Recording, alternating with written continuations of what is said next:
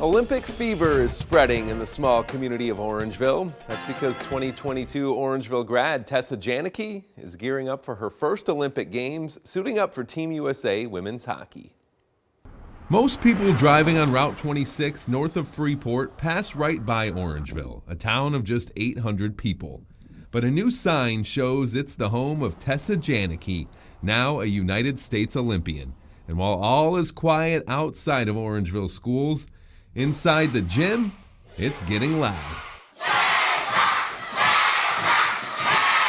A lot of kids here and a lot of staff are wearing red, white, and blue just to support her the best we can from all the way over here in Illinois. The schools gathered for a photo with lots of red, white, and blue, and even some Tessa Janecke jerseys in the crowd. Everyone in America gets excited for the Olympics every 4 years anyways, but now to actually have an athlete there representing our town and our school, so it's definitely something that we're excited to really show off. To have someone from our little itty-bitty town who was raised here pretty much her entire life is pretty exciting. Lon Sherrill coached Tessa in softball at Orangeville, and he's heading over to Italy for the second week of the games. I'm lucky enough, my wife and I, this is one of those things we're not going to miss, to know an athlete who actually has a chance to gold medal, and we've been friends with that family, going back to the college days. Julie Cahoon Jackson has known Tessa since she was born and watched her grow up as her neighbor. As a gym teacher, she's incorporating Tessa's Olympic journey into her classes. It's pretty amazing. She is an amazing role model and someone that we are glad that our kids get to look up to. Kids even made cards to send to Tessa in Italy and decorated classroom doors in honor of the Olympics. Tessa sees that support and has a message for the kids in her hometown. Thank you guys for the support and all the notes of congratulations. And last thing I'll leave you with is just to keep working hard. It doesn't matter where you're from, even if it's from the small rinky-dink town like Orangeville. That small town has big-time pride in their Olympic hero. I love to see that community pride in Orangeville. And coming up Sunday on the news after the Super Bowl and then the Olympics, we're going to talk with Tessa about her journey to the Olympics and what it took to reach this point. And as we showed you Tuesday, Tessa's hometown of Orangeville is catching Olympic fever, especially at the schools. Orangeville Elementary gym teacher Julie Cahoon Jackson was Tessa's neighbor, watching her grow up training for this moment. You can see they were celebrating the U.S. goal right there, one of those that Tessa assisted on. Now she's using Tessa's Olympic journey as a teaching moment for the kids, showing the kids that with a lot of hard work, they can achieve their dreams. Just knowing how hard Tessa worked to get to where she's at is the message that I've tried to portray to them. We talk about perseverance. She talked about perseverance in the video she sent to us. Just having them understand that this isn't something that she just walked into. It took a lot of hard work for her to get to where she's at. Yeah, definitely a lot of hard work and a lot to cheer about in Orangeville these days. Tessa with those 2 assists in her Olympic debut. Team USA will play again coming up on Saturday. Good evening. Thanks so much for joining us after the opening ceremony. I'm Samantha Soto. Dylan has the night off. And that Olympic fever sweeping into the state line tonight in Warren. A big send-off for the parents of Olympic athlete Tessa Janecke as they get ready to head overseas to cheer on their daughter in the 2026 Winter Games. They're reflecting on the dedication it took for her to get there.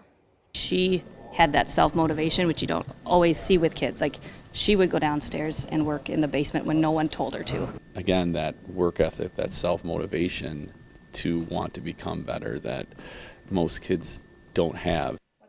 The Warren High School gymnasium was packed with signs, cheers, and plenty of hometown pride this afternoon as students and staff gave the Janeckes a warm send-off on their way to Italy. Her younger brother not surprised to see his sister taking on the world's biggest stage. I always knew it was a possibility that she could go because I just see like the amount of time that she puts into it, the amount of hard work, that dedication she put into the game. And coming up this weekend, stay with 13 WREX as our Derek Bain sits down with Tessa Janecke unpacking her journey to the Olympics right after the Super Bowl and Olympics Sunday night right here on 13 WREX. And new tonight, the story you've all been waiting for. With the Olympics in full swing, we're following our local athletes who are going for gold in Milan. That includes an athlete from one of the smaller towns in our area. Our Derek Bain joins us now to show us how she made it to this point. Derek.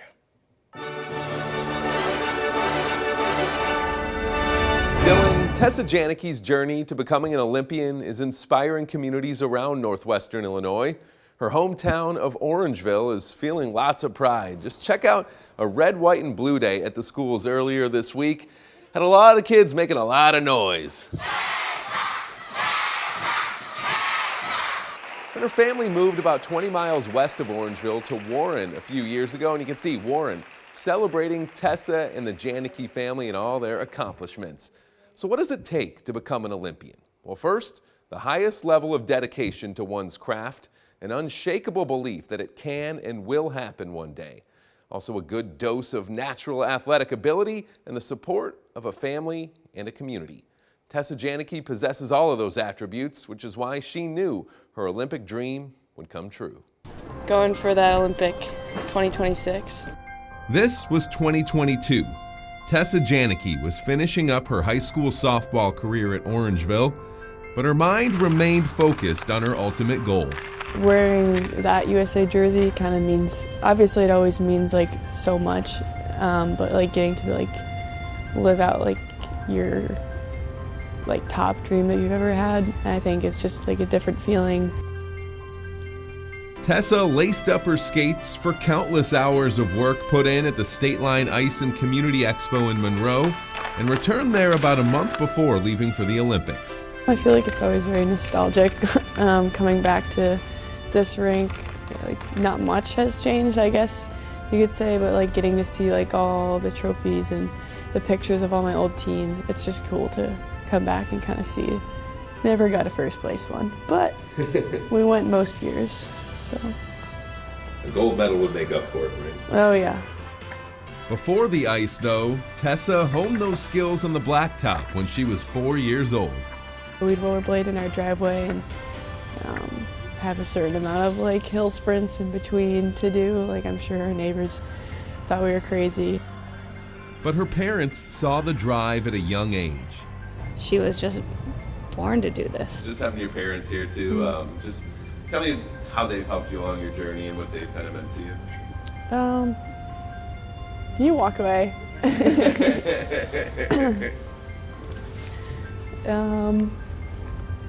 I think just constantly like having support and like a rock to like fall back on. Like, I know growing up, like being from a small town, you're not always gonna have everything, but they gave me every opportunity that they could. Around 800 people live in Orangeville. Tessa hopes to inspire anyone from a small town who has a big dream. My advice is just like, it doesn't matter like where you're from, it doesn't matter if you have the nicest stuff, like whatever. I never had the nicest the nicest stuff, but you'll get to where you want to be if you work hard enough. So what would it be like to score in the Olympics? Obviously another dream to get to do that, especially against Canada. Scoring a goal against Canada would be pretty cool, especially in a gold medal game at the Olympics. I mean, a golden goal. Whatever happens, this is a golden moment for the girl from Orangeville who just kept pushing until she made her Olympic dream come true. Team USA has 2 more prelim games this week before the knockout portion of the tournament begins Friday. Good luck to Tessa and the rest of Team USA. Dylan? Yeah, best wishes to Tessa. Derek, thank you for that. Orangeville native Tessa Janecke and the United States women's hockey team take the ice for the quarterfinals tomorrow. They're going to take on the host country, Italy, with a 3:10 p.m. puck drop. That game airs live on the USA Network and also streams on Peacock. Tessa has tallied 3 assists in the United States' first 4 prelim games, but she's still looking for that elusive first goal. We'll see if she gets it against Italy. Well, Tessa's family is overseas in Milan, soaking up the Olympic atmosphere. Her parents, Andrew and Carrie, shared these photos with me today. They got to spend some time at the Winter House today, including a surprise luncheon with Tessa and the rest of the women's hockey team, as well as the U.S. men's hockey team. The Janeckes also got to meet Olympic legends like Christy Yamaguchi, Bonnie Blair, and Brian Boitano.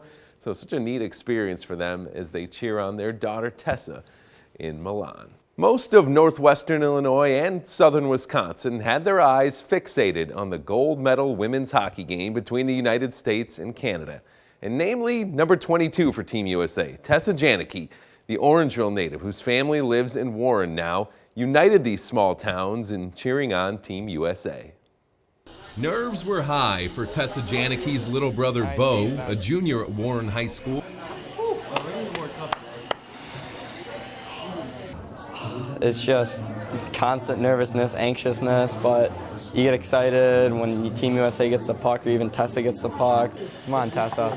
Younger kids at Warren showed off their pride with signs they made, while other kids may have been more into the snacks. Either way, Warren is showing its tight-knit bond. Kind of on a small scale, that miracle on ice, bringing the country is bringing our community together. It's been kind of awesome. It's just amazing. It just shows you the small town support. There will be some tears today watching her fight for that gold medal. It took a while for the fans to have something to cheer about, but with about 2 minutes to go, Tessa was on the ice when Hillary Knight tied the game at 1, setting off the Orangeville crowd. USA! Then in overtime with Janecke on the ice again, Megan Keller nets the gold medal winning goal, setting off more celebrations. What do you think about Tessa Janecke winning gold? She's the best. No one can beat her. Undefeated. As for little brother Bo, he's feeling a lot of pride. It just means the world. Like, I don't know, it's just surreal. You don't see a lot of kids from small towns like doing this, like a town of 800 people. It's insane. This was his advice to Big Sis before the game. Tessa, play hard and come home with the gold. And Tessa's response to everyone supporting her back home right after winning the gold? Just thank you for the support over the years and believing in the hockey family from Orangeville, and just all your support like up until this moment, just everything you've done. Being from a small town, I think, is kind of what put me on this team and gave me a mindset to keep achieving my dreams. Definitely a great mindset for anyone in our area looking to achieve something at the highest level. It is possible. Big congratulations to Tessa Janecke and her family on winning gold.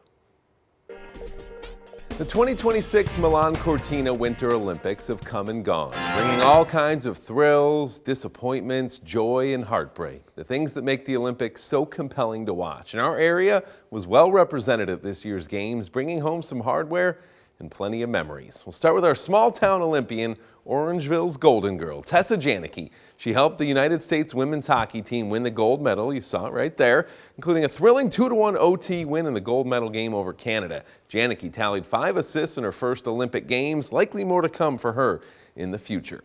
And Rockford native Cam Smith also turned heads as he and his ski mountaineering mixed relay partner Anna Gibson finished 4th in the Olympic debut for the sport. An incredible effort for the Americans in a sport that's more well known in Europe. Smith showed with enough determination he could find himself on the podium in a few years. His grandma there in the middle pictured with Cam and Anna, super proud of her grandson. And Olympic figure skater Piper Gillis was born in Rockford before moving to Colorado to train at a young age. She competes for Canada now, winning a bronze in ice dance just 3 years after being diagnosed with ovarian cancer. It's her first Olympic medal, and plenty of people around Rockford still remember her family and the little girl with big ice skating dreams. And finally, Rockford native Damon Allen never got to realize his Olympic dreams as a skater, but he made it to Milan as the coach for Amber Glenn. She helped the United States win the team figure skating gold, but a technical error in her solo short program cost her a chance at a medal, but she bounced back strong in the free skate with her coach right beside her, keeping that confidence high. It was an honor covering all of our local Olympic ties in these winter games. Thanks to all the families for sharing behind-the-scenes looks at our Olympic heroes.